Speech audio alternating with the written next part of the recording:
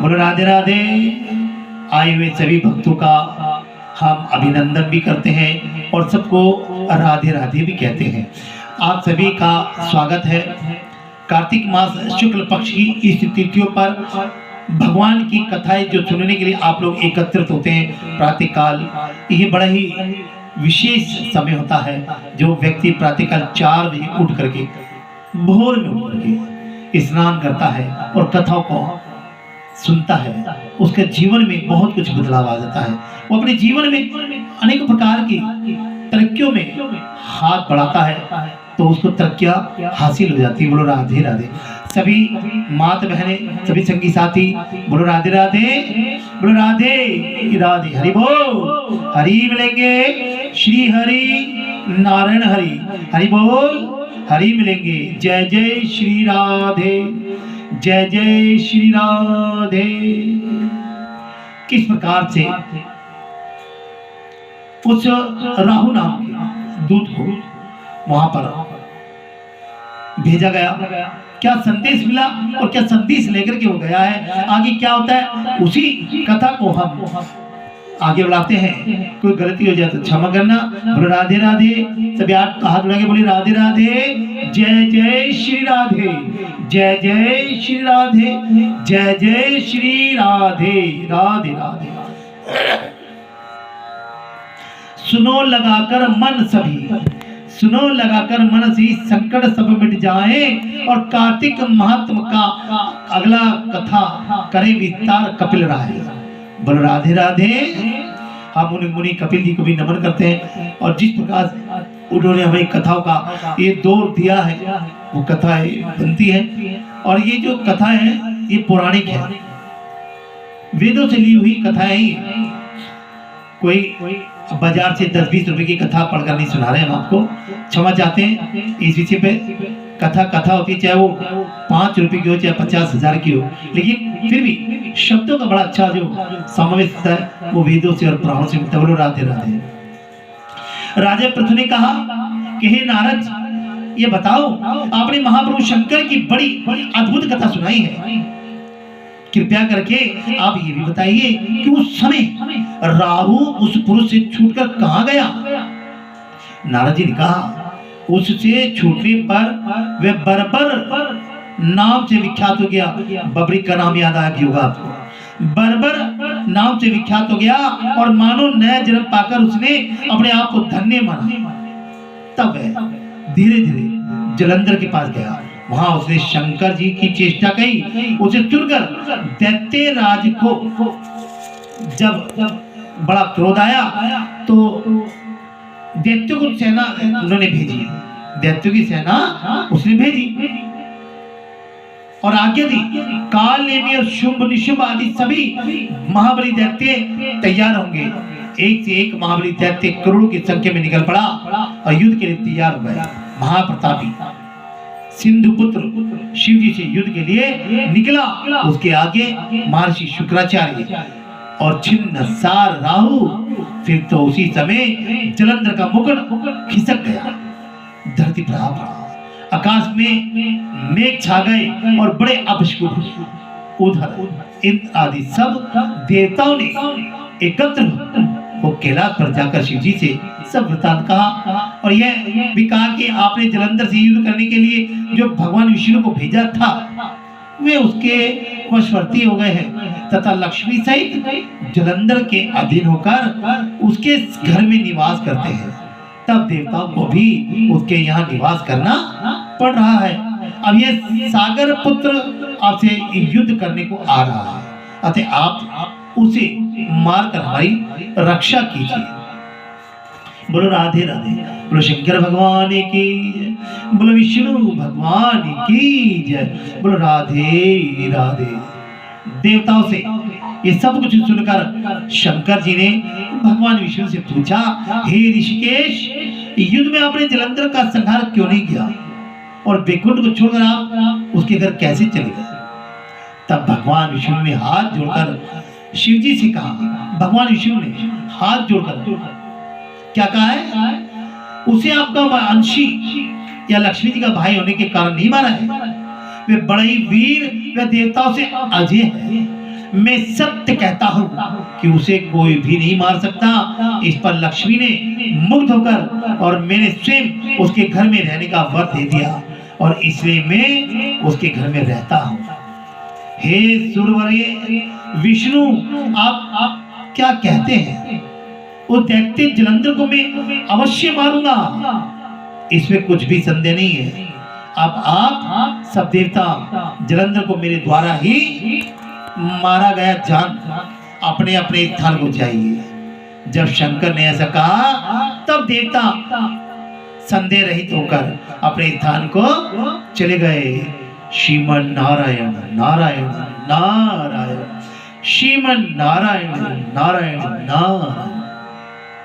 कैसी लीला है! देवताओं ने भी दोनों पहलू को देखा है, झूठ को भी और सच को भी, और किस प्रकार से इस लीला को रच रहे हैं। हमें समझाने के तौर पर अपनी कथाओं के माध्यम से क्या लीला रची है। ठीक उसी समय पराक्रमी जलंधर अपनी विशाल सेना के साथ कैलाश पर्वत को घेर के सिंहनाद करने लगा। दैत्य के नाद और कोलाहल से शिवजी क्रुद्ध हो गए। उन्होंने अपने नंदी आदि गणों को उसके साथ युद्ध करने की आज्ञा दे दी। कैलाश पर्वत के पास भीषण युद्ध होने लगा। तब दैत्यों ने अनेक प्रकार के अस्त्र शस्त्र वर्षा ने शुरू कर दिए। भेरी, मृदंग, शंख और तीरों तथा हाथी घोड़ों व रथों के शब्द से धरती कांप लगी। युद्ध में कड़कर मरे हुए हाथी घोड़े और पैदलों का पहाड़ सा लग गया, जिससे कि युद्ध भूमि और भी आग में हो गई। दैत्यों के आचार्य श्री शुक्राचार्य अपनी मृत्यु संजीवनी विद्या से सब दैत्यों को जिलाने लगे। यह देखकर शिवजी के गण व्याकुल हो गए और उनके पास जाकर सारा हाल, सारा वृत्तांत कह सुनाया। उसे सुनकर भगवान रुद्र के क्रोध की सीमा ना रही। वे अपने भयंकर रूप से दिशा को प्रज्वलित करने लगे और फिर तो उस समय उनके मुख से एक बड़ी भयंकर कन्या उत्पन्न हुई, जिसकी दोनों जंघाएं ताल वृक्ष के समान थी। वह युद्ध भूमि में जाकर असुर का चर्वण करने लगी। युद्ध भूमि में इस तरह विचरते हुए वह शुक्राचार्य के पास पहुंची और शीघ्र ही उन्हें अपने उदर में गुप्त कर लिया। फिर स्वयं भी अंतर ध्यान हो गई। अपने उदर में लेने के बाद अंतर ध्यान हो गई और शुक्र के गुप्त हो जाने से दैत्य का मुख मलिन पड़ गया। उदास हो गए कि शुक्राचार्य महागुरु कहां गए। काली में आदि सेनापतियों ने शुभ निशुभ और सभी ने भागते हुए वीरों को रोककर शीघ्र पर बड़ा कठिन प्रहार किया। और ऐसा ही शिवजी के नंदी आदि वीरगणों ने, जिनमें गणेश और स्वामी कार्तिकेय भी थे, उन्होंने अपने गणों को रोककर दैत्य से भीषण युद्ध करने को कहा। इस प्रकार से वहां युद्ध भयंकर हो गया। भक्ति से बड़े भाव से है हरि मेरे मन उपजाओ। और अगला अध्याय कार्तिक कृपा दृष्टि बरसाओ। बोलो राधे राधे, हरे कृष्णा बोलो राधे राधे। बोलो जुगल जोड़ी सरकार की जय, जय जय श्री राधे। उस प्रबल शिव जी के गण थे। उन्होंने जलंधर, शुंभ निशुंभ, महासुर, कालिंदी आदि को पराजित कर दिया। यह देखकर सागर पुत्र जलंधर एक रथ पर, जिस पर लंबी पताका लगी हुई थी, उस पर चढ़कर युद्ध भूमि में संग्राम करने लगे। इस प्रकार दोनों सेनाओं के हाथी, घोड़े, शंख, भैरी तथा दोनों के सिंहनाद से धरती त्रस्त हो गई। तत्पश्चात जलंधर ने कोहरे के समान बाण को चला धरती को लेकर आकाश तक व्याप्त कर दिया और नंदी को 5, गणेश को 5 तथा वीरभद्र को एक साथ ही अनेक बाण मारकर उनके सिर को छेद दिया। मेघ के समान गर्जना करने लगा। यह देखकर रुद्र पुत्र कार्तिकेय ने भी दैत्य जलंधर को अपनी शक्ति के उठा के मारी और घोर गर्जन किया। उसके आघात से वह धरती पर गिर पड़ा, परंतु वह इतनी बली था कि जल्दी से उठ खड़ा हो गया और क्रोधान्वित होकर कार्तिक जी पर भी उन्होंने प्रहार कर दिया। ब्रह्मा जी के वरदान की सफलता के लिए शंकर पुत्र कार्तिकेय पृथ्वी पर सो गए। गणेश जी और नंदी भी गदा प्रहार से व्याकुल हो धरती पर गिर पड़े और उसने वीरभद्र पर परी का प्रहार किया, जिससे वीरभद्र का सर फट सा और रक्त बहने लगा। वे व्याकुल होकर धराशायी हो गए। उनको धरती पर गिरा देख शंकर जी के गण चिल्लाते हुए भूमि पर और भूमि को छोड़कर वेग से भाग निकले। इतना भयंकर युद्ध था कि देवी देवता भी एक दूसरे का सम्मान कर रहे हैं और देवता और दैत्य मान सम्मान की दृष्टि को देख करके ही युद्ध भूमि में पहुंचे हुए हैं। नियम देखिए, लड़ाई में भी उनके नियम होते थे, उनके बड़े का आदर करते थे, ये युद्ध होता था। और आज षड्यंत्र का युद्ध होते हैं। ये सब है तो देवी देवताओं की सीख कि उस समय में भी ऐसा हुआ है, आज भी ऐसा ही हो रहा है और आगे कैसा होगा समय का किसी को नहीं पता, किसी को नहीं पता। कर्म किए जा फल की इच्छा मत कर ऐ इंसान, जैसे कर्म करेगा वैसे फल देगा भगवान। यह गीता का ज्ञान, यह गीता का ज्ञान, यह गीता का ज्ञान, यह गीता का ज्ञान। सच कहा है, ये पंक्ति बिल्कुल सही है। हमें फल की इच्छा नहीं करना, हमें तो कर्म करना है। अभी हमने बताया कि कुछ लोगों ने हमसे कहा कि जितने पंडित है कथाकार हैं ये दो दो त्योहार मनाते हैं। नहीं, ऐसा नहीं।